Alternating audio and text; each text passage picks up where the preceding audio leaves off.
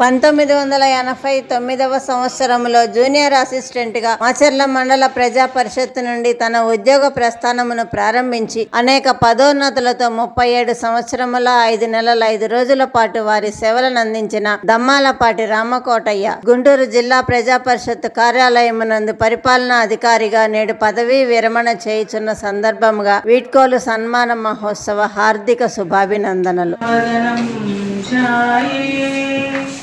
सर्व विघ्नोपशान्तये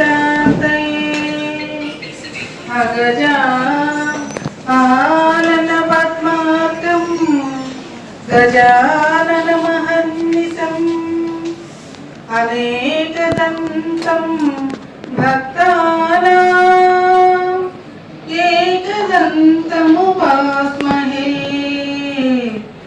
एकदन्तमुपास्महे.